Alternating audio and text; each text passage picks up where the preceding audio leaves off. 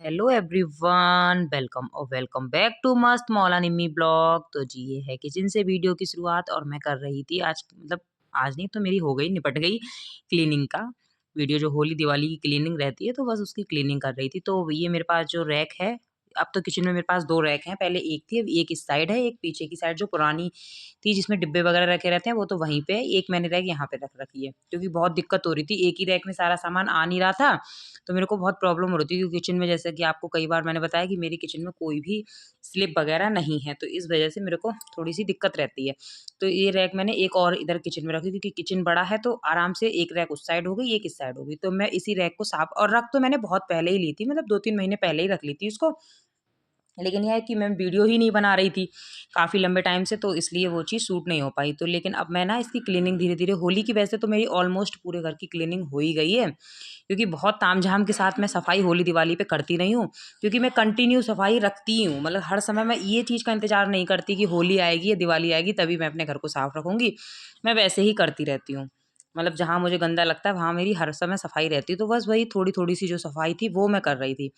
तो वही, तो उसी तरीके से मैंने इसके ना न्यूज़पेपर वगैरह चेंज कर दिए थे जो नीचे बिछाए थे। ऊपर से ये आटे की जो पन्नियाँ रहती हैं, कट्टे टाइप की पन्नियाँ, तो ये तो आपको पता ही है, मेरी बहुत पुरानी आदत है। पुराने वाले घर में थी तब भी उसमें भी यही था और इस वाले घर में भी यही है। तो बस वही मैं इनको सबको चेंज कर रही थी। मेरे पास नई पन्नियाँ इकट्ठी हो गई थी, दूसरी आटा आता ही है। तो ये सब पुरानी पन्नियों को हटा के मैं नई पन्नियाँ मतलब बिछा दूँगी, और ये जो पुरानी पन्नियाँ इनको भी मैं फेंकूँगी नहीं, इनको मैं वाप धुलूँगी अच्छे से और सुखा के फिर इनको वापस से तय करके रख दूँगी। जब अगली बार कभी सफाई होगी तो फिर ये वाली बिछा दूँगी, वो हटा दूँगी। इस तरीके से मैं ऑल्टरनेटिव कर लेती हूँ, मैं फेंकती नहीं हूँ क्योंकि ये पन्नियाँ ना बहुत काम की रहती हैं। और तो उसी तरीके से ही है। तो बस वही मैं एक-एक करके अलमारी साफ़ कर रही थी। और मेरा ना एक ये है ही आदत है, मैं कभी भी पूरे घर को, जैसे होता नहीं है लोग सफाई करते हैं पूरा घर खाली, मतलब कमरे को खाली किया, किचन को खाली किया, फिर पूरा साफ़ किया, फिर वापस से फिर से उसमें सामान लगाया। मुझे ना वो बहुत बड़ा हेडेक लगता है। मुझे ऐसा लगता है इसमें तो बहुत टाइम जाएगा और बहुत थकान भी होगी, बहुत ज़्यादा मेहनत की ज़रूरत है। मेरी आपने देखा एक रैक जब पूरी साफ़ हो गई, उसके बाद मैंने दूसरी रैक को खाली किया, उसको साफ़ करने लगी।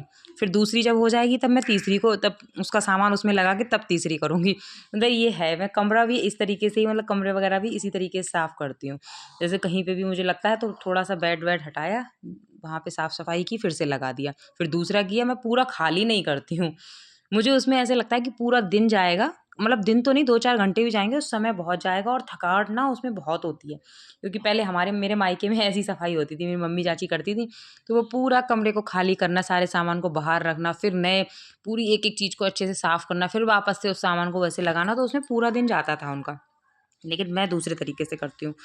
मैं किचन भी, मतलब इसमें तो चलो अलमारियाँ इतनी नहीं है, पुराने वाले क्वार्टर में रहती थी, उसमें तो ठीक-ठाक अलमारियाँ थी मेरी, तब भी मैं करती वैसे ही थी। एक अलमारी साफ़ कर ली, उसका सामान लगा दिया, फिर कभी दूसरी अलमारी साफ़ कर ली, उसका सामान लगा दिया। उसमें मुझे ना, उसमें सबसे बड़ी चीज़ मुझे ये लगता है कि आपका घर गंदा भी नहीं होता है और साफ़ भी हमेशा रहता है, थोड़ा-थोड़ा आप करते रहते हो और एक साथ के चक्कर में काम बहुत ज़्यादा हो जाता है। तो उसी तरीके से मैंने अलमारी वगैरह साफ़ की। और ये मेरे पास एक रैक है, बहुत पुरानी है, पुराने वाले घर में थे, उससे उससे मतलब उसमें भी काफ़ी दिन पहले मैंने मँगाई थी, तो मुझे लग रहा है 3-4 साल ना हो गए हों उस रैक को आए हुए। तो इसमें मैं छोटी-मोटी जो डिब्बियाँ रहती हैं और भी रहते हैं खड़े मसाले टाइप, इस तरीके के खड़े मसाले भी और थोड़ा बहुत और भी सामान है, जैसे इलायची का पाउडर, जीरे का पाउडर, काला नमक, सोडा, खाना सोडा, इस तरीके की चीज़ें मैं सारी इसी रैक में करके रखती हूँ। तो इसके में भी ना मैं नीचे ये पन्नियाँ डाल देती हूँ। तो पुरानी जो पन्नियाँ थी वो मैंने हटा दी थी, ये वो जो कपड़ों में आती हैं वो वाली पन्नियाँ, ये आटे की नहीं है, ट्रांसपेरेंट है। तो इसमें मैंने पुरानी वाली पन्नियाँ हटा दी थी और इस रैक को धोया मैंने अच्छे से। हल्की चिकनी, किचन में कोई भी चीज़ रखो ना तो वो चिकनी-चिकनी सी हो जाती है, चिपचिपी सी। तो इसको मैंने गर्म पानी से रैक को अच्छे से धोया, धूप में सुखाया, फिर वापस से इसमें पन्नी लगाई, अब सारा सामान इसमें मैंने सेट कर दिया। तो ये रैक भी बिल्कुल साफ़ हो गई थी और सारी एकदम से चीज़ें एकदम साफ़ हो गई है। जब चीज़ें एकदम से साफ़ हो जाती है ना, तो एकदम पॉज़िटिव वाइब्स सी आती है। सामान को देखो तो अपने हमें ही बहुत खुशी सी महसूस होती है कि चलो एकदम साफ़-सुथरा सा है। मेरे को वैसे भी थोड़ी साफ़-सफ़ाई इन चीज़ों का है ही। तो फिर अब बारी आ जाती है अचार, जिसमें मेरे सारे अचार रहते हैं, अचार वाले सेक्शन की। हाँ जी, अचार की भी ये टोकरी है ना, उसमें मैं करके रखती हूँ। तो मैंने उसको भी, टोकरी को धुला, उसमें पन्नी वगैरह चेंज की और वापस से डिब्बों को साफ़ करके अचार वाले को भी उसमें रख दिया। अब ये देखो तीसरी रैक की बारी आ गई। तो इसी तरीके से अल्टरनेटिव करके, जैसे मैं बता रही थी, इसका सामान इसमें लगा दिया, सारा हो गया। उसके बाद फिर मैं आ गई थी क्या, किचन में ही हूँ, गई तो मैं कहीं थी नहीं। बर्तन थे कुछ, तो इनको भी धुलने लगी थी। मैंने अचार का ये खाली हुआ था, जार वगैरह, तो वो भी सब खाली हुई थी। और देखो ये अचार वाली टोकरी को भी मैंने गर्म पानी से धुला था साफ करके, तो ये भी सूख गई। तो इसमें भी दूसरी पन्नी नीचे बिछा के और सारे अचार के जो डिब्बे हैं वो रख दिए, और अचार को भी अचार की जगह मैं सेट कर दूँगी। हाँ जी। तो इसी तरीके से मैं आपको दिखा रही थी सारा सामान, और ये सारी रैक वैक मेरी एकदम साफ़ हो गई। तो वही मैं आपको बैक कैमरे से करके दिखा रही थी। और ये है मेरी दूसरी रैक, जो पुरानी रैक है, इसमें सारे डिब्बे ही हैं। तो उसी तरीके से ये अब बस मैंने रख दी थी चाय बनने के लिए, मैं पीऊँगी चाय आराम से एन्जॉय के साथ। उसके बाद मैं करूँगी वापस से खाने की तैयारी। तो खाने में मैं बनाऊँगी मटर आलू, और ये मैं सलाद काट रही थी, खीरा और गाजर। हाँ जी, उसी तरीके से। और उसके बाद मैं बनाऊँगी मटर आलू की सब्ज़ी और रोटी।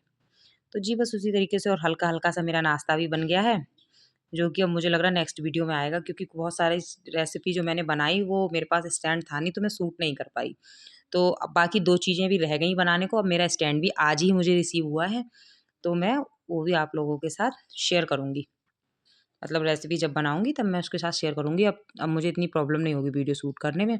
इधर तो मैं अपनी सब्ज़ी वगैरह में तड़का मार लगा रही थी, मटर आलू की सब्ज़ी में। वापस से फिर ये सब्ज़ी वगैरह मेरी बन गई थी, तो मैंने कहा लाओ बर्तन भी धुल देती हूँ, क्योंकि बर्तन बहुत ज़्यादा हो गए थे। आटा मल के रख दिया था, सब्ज़ी बना के रख दी थी, तो मैंने कहा इतने बर्तन हैं तो इसको मैं बर्तन को धुल देती हूँ साफ़ करके। सारे बर्तन मैंने धुल दिए।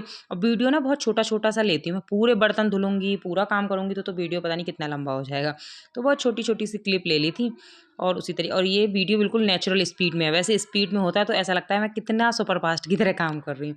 लेकिन मैं वीडियो की ना दोगुनी स्पीड कर देती हूँ। तो ये बिल्कुल नॉर्मल स्पीड है। मतलब जितना नॉर्मल हम काम करते हैं ये उतनी ही स्पीड है। तो ये स्पीड रहती है मेरी काम करने की, लेकिन वीडियो में बहुत फ़ास्ट लगता है। तो ख़ैर कोई नहीं, उसी तरीके से ही है।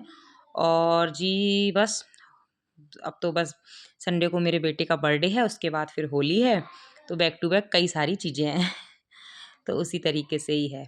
और बस कूड़े वाली थैली भर गई थी, तो उसको भी मैं बाहर डालने चली गई थी, और बर्तन मेरे वगैरह सारे धुल गए थे।